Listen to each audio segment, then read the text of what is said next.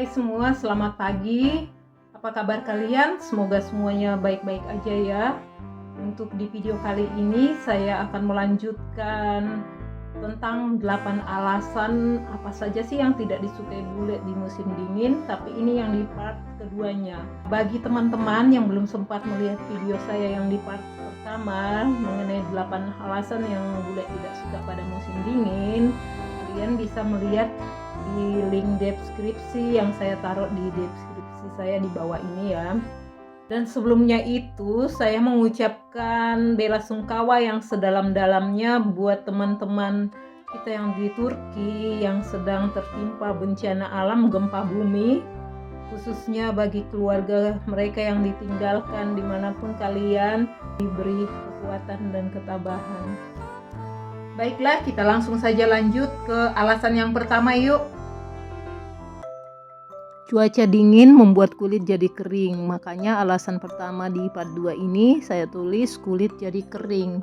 Udara dingin selalu dihubungkan dengan kurangnya kelembapan di udara, ditambah kencangnya angin dingin dan itu akan pasti membuat kulit menjadi kering. Tahu kan, semakin lama kulit terkena udara dingin bisa menyebabkan kulit menjadi pecah-pecah, lalu urat pena yang terjepit bisa menimbulkan wajah tampak merah dan memar. Dan kalian bisa bayangkan kita aja yang di Indonesia cuma hujan sebentar atau yang biasa duduk di kantor, ruangannya ber-AC, kalian bisa rasakan kan kalau duduk lama di AC kulit kita bisa kelihatan kering. Apalagi kalau berhari-hari atau berbulan-bulan kulit kita itu merasakan dinginnya salju. Kalian sudah bisa kebayangkan keringnya itu seperti apa?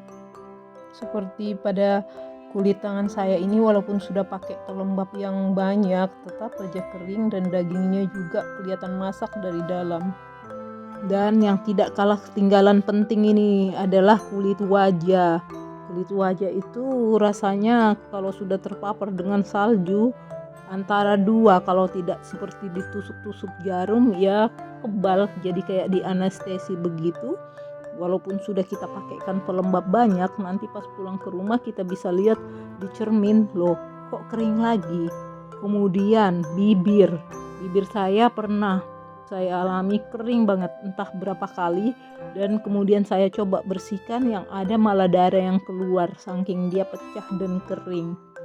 Tapi sayangnya ketika bibir saya itu pecah atau keluar darah, saya tidak sempat ngambil gambar karena saya waktu itu cuma panik bagaimana mengobati ini, dan saya coba cari obat untuk bibir di apotik dan saya ketemu, tapi itu pun lama prosesnya untuk sembuh. Dan itulah yang menjadi salah satu penyebab juga mengapa bule tidak terlalu menyukai musim dingin itu. Nah, yang kedua, tarif atau harga listrik melonjak naik, apalagi sekarang ini di Eropa lagi krisis energi atau istilahnya hemat energi akibat perang antara Rusia dan Ukraina kemarin. Nah, kalau musim dingin sampai minus seperti berapa minggu lalu, itu minusnya sampai minus 11, pasti orang-orang akan menghidupkan penghangat ruangan.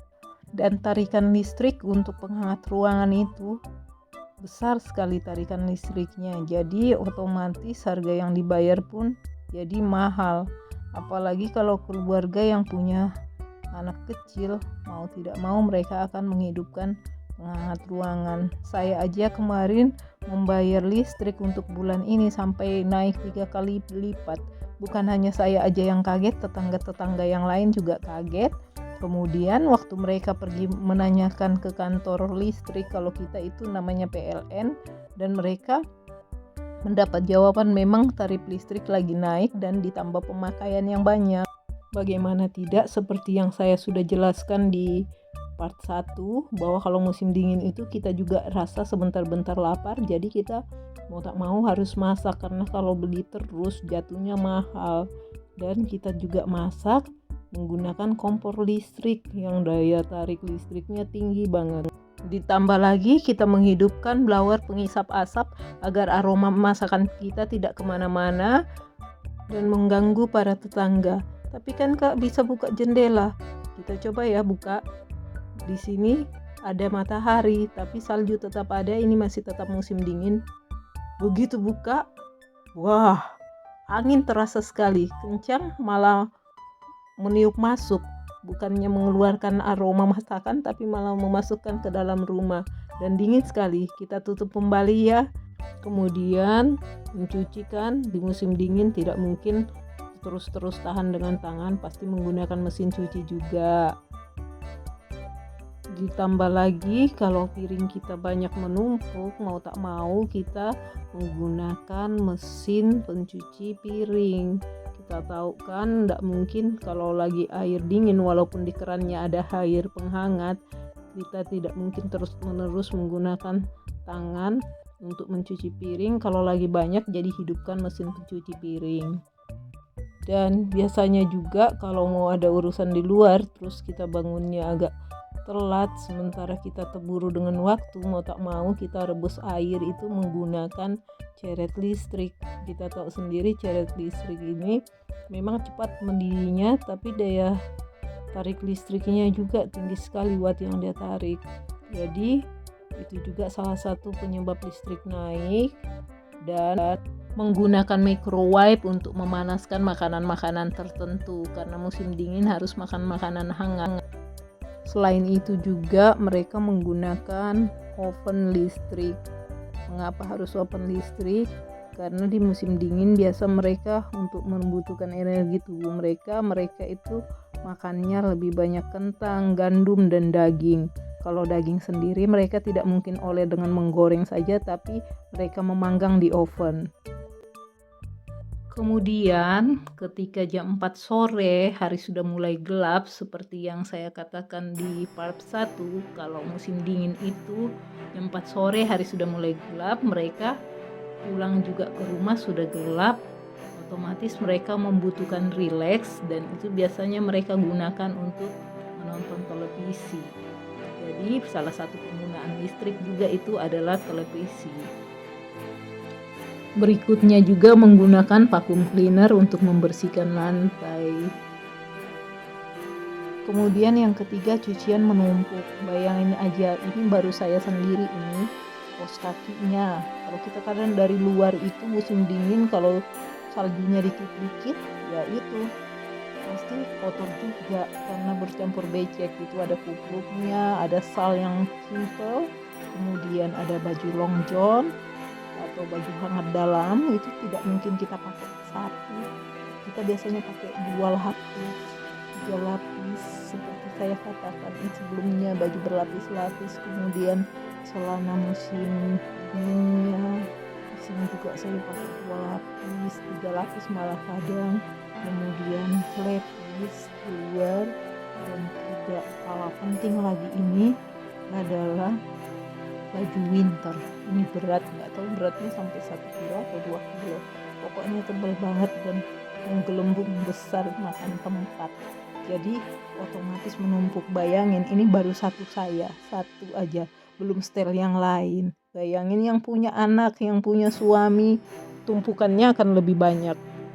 Yang keempat, mengapa bule juga nggak suka musim dingin? Ya karena seperti ini, beberapa pohon itu selain ada yang kering, ada juga yang mati. Matinya itu kenapa? Karena menurut penduduk setempat, ini pohon-pohon ini diserang oleh penggerek batang kalau kita di Indonesia. Untuk mempertahankan hidup, penggerek batang ini kalau musim dingin daripada beku, dia sembunyinya di dalam batang dan merusak batang. Dan penggerek batang ini juga, hama itu sekaligus membawa virus. Virusnya itu juga yang menyebabkan menular ke seluruh jaringan pohon-pohon, sehingga ketika mereka melihat, untuk ahlinya melihat, oh pohon ini sudah terserang virus, akhirnya mereka pun menandai pohon-pohon tersebut dengan tanda seperti ini berupa nomor. Kalau di sini ada nomor 2, nomor 1-nya tadi tidak kelihatan, kemudian di sebelah sana itu dalam sekali ada 7, kalau tidak salah di sini ada sampai 16 pohon deh mati. Menurut ahli yang sudah periksa, jadi mereka sudah menandai. Nah, pohon yang dikasih tanda ini nanti akan ditebang dengan tujuan supaya tidak menyebar lagi ke pohon-pohon berikutnya. Nah ini ada lagi Islandai nomor 6. Oh ternyata sampai cabang-cabangnya ini teman-teman. Ditandai terserang dengan virus atau terserang hama nomor 7. Pokoknya ada banyak deh. Nah ini salah satu kerugian mereka di musim dingin. Jadi mengapa mereka tidak terlalu suka musim dingin? Karena pohon pelindung di sekitar mereka juga ikut mati karena terserang virus ini. Seperti yang kalian lihat ini, tidak jauh dari rumah penduduk di aliran sungai sudah ada beberapa pohon yang terserang hama atau virus juga. Ini sudah ditebang. Bayangkan, ini pohon biasa mereka gunakan untuk melindungi dari angin kencang, tapi harus ditebang. Pohon yang sudah ditebang itu kemudian mereka tumpuk di satu tempat sini. Itu nanti ada mobil khusus yang angkut, atau mereka tunggu mesin pencacah kayu. Biasanya kayu ini dipotong yang besar-besarnya, kemudian dijual untuk jadi bahan kayu api di penghangat zaman dulu yang masih pakai kayu api, seperti yang digunakan oleh pemanas ruangan zaman dulu ini. Itu di dalam kayu api lagi menyalakan. Kebetulan yang memakai pemanas jadul ini adalah salah satu teman saya yang asalnya dari Yunani tapi tinggalnya di Jerman. Kebetulan saya berkunjung ke sini.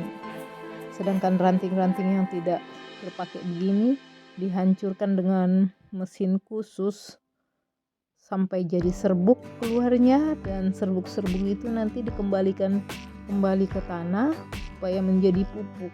Jadi tanah itu subur kembali begitu. Dan yang kelima, seringnya terjadi kecelakaan. Itu bukan hanya di Jerman saja, tapi di mana-mana negara yang bersalju. Biasanya kalau salju itu turun kan jalanan jadi licin, kadang tidak semua kendaraan dalam keadaan fit, sehingga kalau sudah tergelincir menyebabkan terjadi kecelakaan di jalanan. Itulah mengapa para orang bule atau beberapa orang Eropa itu tidak suka ketika salju itu datang. Seperti ini nih, jalanannya agak licin, sedikit goyang sih. Yang keenam adalah nyeri sendi. Kalian bisa rasakan kalau musim dinginnya lama itu nyeri di sendi-sendi, dan yang punya penyakit bawaan seperti asma dan lain-lain itu bisa kambuh. Yang ketujuh itu tidak asik untuk pergi jalan-jalan kemana-mana. Serba salah kan? Di luar jalan kaki, tangan dingin, kram ini lupa kos tangan, dan kalau naik mobil jalanan licin. Dan yang kedelapan, aktivitas warga jadi terhambat. Salah satunya aktivitas ketika mereka ingin membuat taman seperti ini, itu pekerjaan di luar banyak yang terhambat. Karena salju turun, mereka harus berhenti lagi dulu untuk membuat taman ini. Kemudian untuk lahan pertanian, mereka akan menunggu menanam di musim berikutnya karena tidak semua tanaman itu bisa tumbuh di musim salju. Kemudian kalau jalanan lagi licin tidak bisa dilalui, maka mereka akan terlambat tiba di tempat pekerjaan. Begitu juga dengan transportasi udara. Terkadang pesawat itu di-delay, ya kan teman-teman? Itu dia tadi teman-teman semua di part 2, 8 alasan mengapa sih pada umumnya bule itu tidak menyukai musim dingin. Dan biasanya banyak dari mereka malah lari, bukan lari sih, tapi memilih mengambil liburan untuk pergi ke negara-negara tropis yang mataharinya panjang, seperti salah satunya adalah negara kita Indonesia. Mohon maaf atas segala kekurangannya. Dan akhirnya saya mengucapkan terima kasih banyak buat kalian semua yang sudah bersedia menonton channel YouTube saya ini. Semoga apa-apa yang saya sudah sajikan itu bisa bermanfaat bagi kita semua. Dan saya juga berharap kita bisa ketemu di video-video selanjutnya ya. Sampai jumpa.